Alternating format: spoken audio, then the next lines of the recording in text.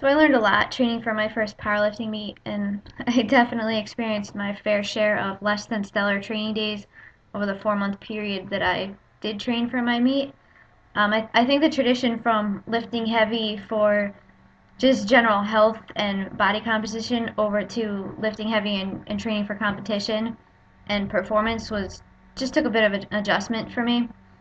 And I think that my whole first time powerlifting was ended up being way more of a learning period than it was a period of adding weight to my big lifts and making them more competitive.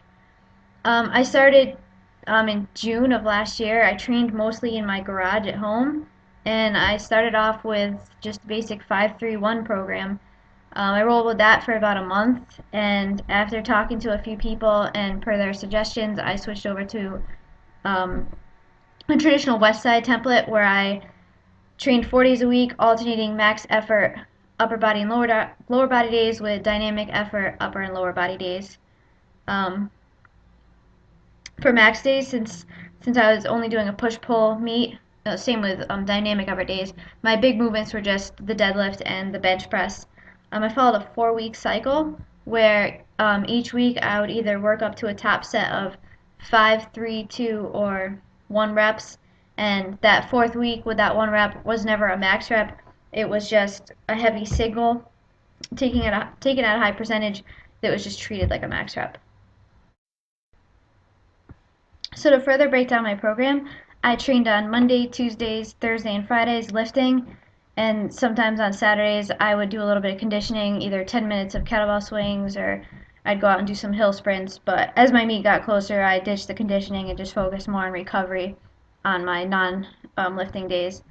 Mondays and Tuesdays were my dynamic effort days. So Monday was dynamic effort lower body, Tuesday was dynamic effort upper body, and then Thursday and Fridays were my max days, Thursday being max deadlift, Friday being max bench. Um, Dynamic lower was definitely my favorite day. Sorry, I'm kind of looking to the left of my screen because I have my old program pulled up. But I'd start dynamic lower day with speed deadlifts, usually 10 sets of 2.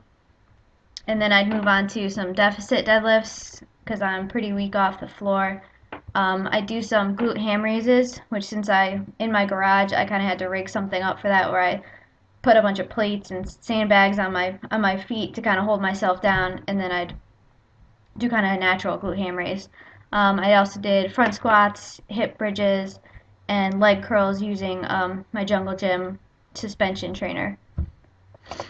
Dynamic effort upper days, I did speed bench for 10 sets of 3. Whenever I was doing speed work, I really didn't focus on percentages. I kind of just focused on choosing a weight with somewhat resistance, but something that I could focus on bar speed and technique and just hitting it with absolutely solid form.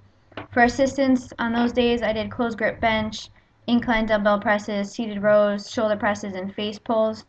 Rep ranges were anywhere from 3 or 4 sets of 5 to 6, 8, or 12 reps of those. Max effort lower, worked up to a top set of 5, 3, 2, or 1 on my deadlifts. And then for assistance, I did good mornings and Bulgarian split squats. And then sometimes I really wasn't diligent about it, but I'd add in some direct ab or oblique work.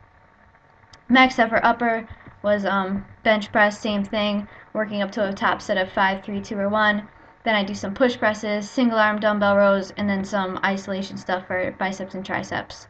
Again, 3 to 4 sets of anywhere from 5 to 8 reps. A couple tips I have for anyone who's looking to make the first step into training for their first powerlifting meet is to definitely hire a coach. I think that having someone who can lay everything out for you so that all you have to do is go in the gym, do your lifts, get stronger, and go home takes a huge weight off of your shoulders. And when you're training for a competition like this, you really don't need any more added stress and overthinking about programming to get in your way. Definitely look for someone who's well versed in powerlifting and who's trained successful powerlifters before. Another thing that I think gets overlooked a lot is visualizing your lifts. I think it's great for helping the mind-body connection and just enforcing a more positive outlook and mindset. I know there's a great article on Elite FTS about visualization and different styles of using either an associated or disassociated point of view and ways to play around with that. Visualization is kind of like a rehearsal for your lifts. It kind of helps you get in the zone. You either do it the night before you have a big training day or right before you make a lift. Just something to play around with. Another tip is definitely train your commands. There's nothing worse than getting to your meet and listening to the rules and realizing you have to pause with the bar on your chest during your bench press, or you have to hold the bar at lockout on your deadlift, and you haven't trained for that. That can add a lot of anxiety on your meet day, and that's something that you just don't need. Alright guys, you asked my philosophy on training. Now, I just started. I read a lot, as much as I can about training, but I stuck with Jim Wendler's 531 in the beginning. I've done that for a couple months now, and I really enjoy it. It's logical, it's sound, and it works. For the most part, I'm still a beginner lifter, so I don't need to worry about too much about advanced techniques. I just need to keep hitting my lifts over and over and over again.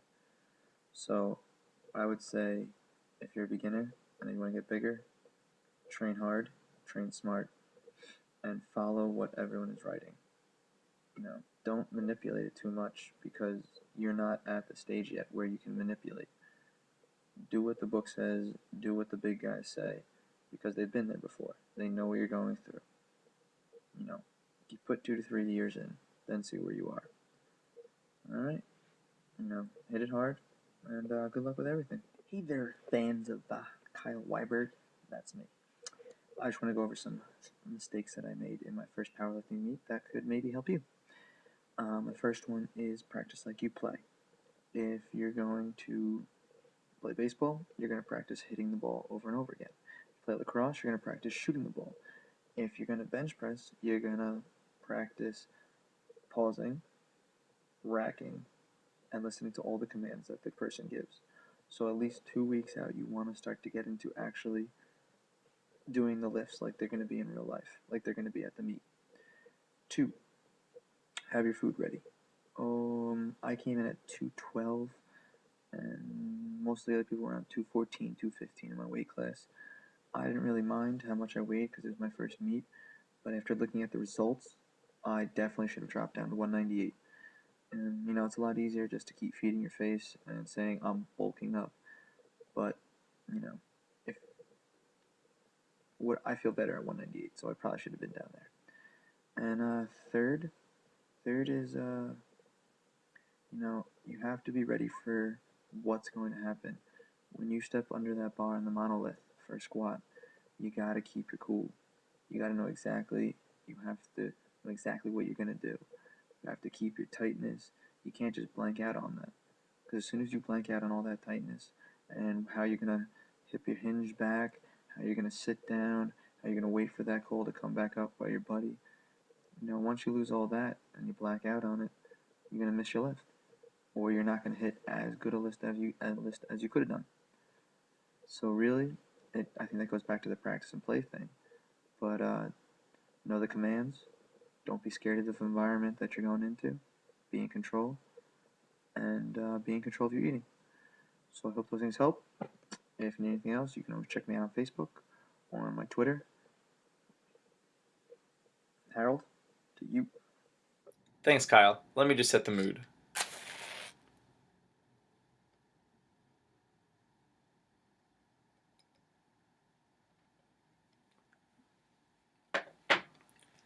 Okay. In the past, I've really been able to train however I wanted to. I like to play around with different training strategies and different styles, so I kind of had a free-for-all as far as what I would use to either maintain body composition or work to get stronger. Now, that's not the best recipe for preparing for a powerlifting meet, so something had to change. Unlike Erica, Kyle, and Juliet, instead of working with a coach and having a pre-planned program, what I did was implement my own little hybrid Frankenstein system that let me work with some theories and strategies that are a little bit more comfortable for me. I had max effort days for my lower body and my upper body. I usually would squat and or deadlift heavy on Friday, and then on Saturday I would do my heavy pressing variations.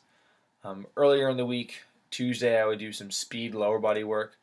These included free squats, some band resisted squats, and occasionally pause squats towards the end of my training cycle. And then on my Wednesdays, that's when I usually included some higher rep. That's 3 to 5 reps, high rep. 3 to 5 rep range pressing, and any assistance work that I felt I needed for my upper body. And these really helped me feel a little bit more comfortable with the training. I found that my deadlift going through the training cycle, especially using some deficit band resisted sumo deadlifts, really helped me with bar speed off the floor. I found that paid off very well once I got to the meet. Um, and then pausing a lot of my benches. One of my biggest fears was the technique.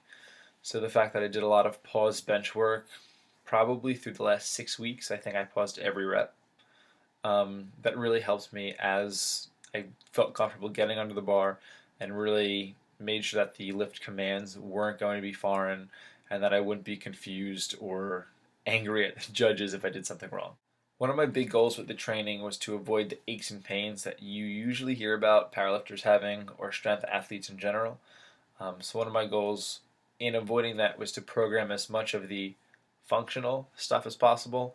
A lot of my accessory work included inverted rows, chin-ups.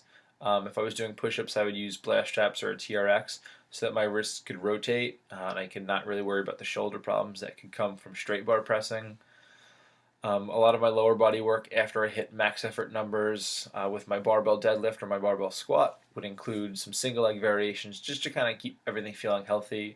I did include a good deal of anti-extension work, so fallouts, rollouts, some hanging leg raises when necessary.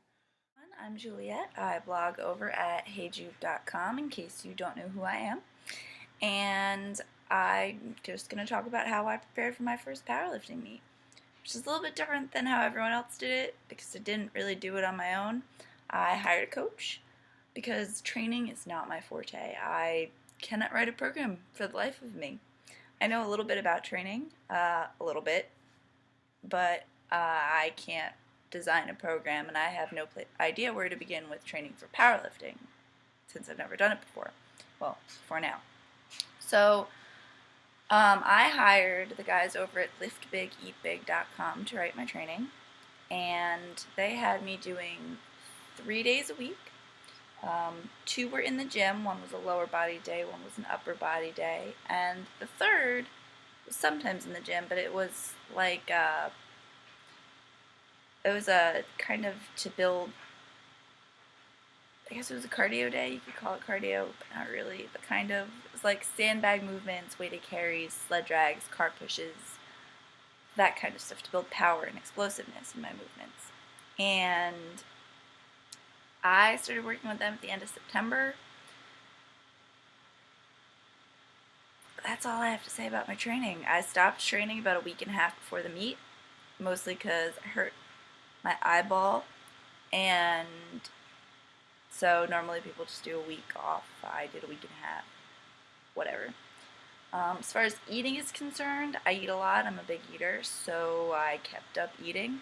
Well, maybe the week before the meet I tapered down a little bit, not on purpose, just because I wasn't training, so I wasn't as hungry, so I didn't eat as much. The day before the meet, however, I started housing food. Like, I was eating at least every 2 hours. The minute I stopped feeling sick from fullness from the meal before, I started eating again. Just because I knew I had to get food in me. And technically, I actually started 2 nights before. My weigh-in was Saturday morning. Friday night, I went out to a buffet with Harold and Kyle. But yeah, other than that, made sure I slept well. Oh, I was really good about my water. I drank about a gallon of water a day the week before the meet, just to make sure that I was really hydrated. I don't know if that did anything, I just did it.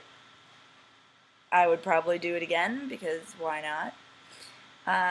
And then the day of the meet, I didn't really do anything special. I didn't eat a lot the day of, just because I knew I would feel sick and I didn't want to feel sick while I was trying to lift. So I just ate breakfast, lunch, and dinner. It was a pretty big breakfast, lunch, and dinner, but it was just not every 2 hours insanity. And then I was really good. I made sure I warmed up really well, foam rolled, lacrosse balled. I made that a verb. Yeah, that's all I got. Hope that helps, but I didn't really say anything. Final tip, if you can, you really should think about growing facial hair. As far as the four of us go, it's really the only reason why Kyle and I are stronger than Erica and Juliet.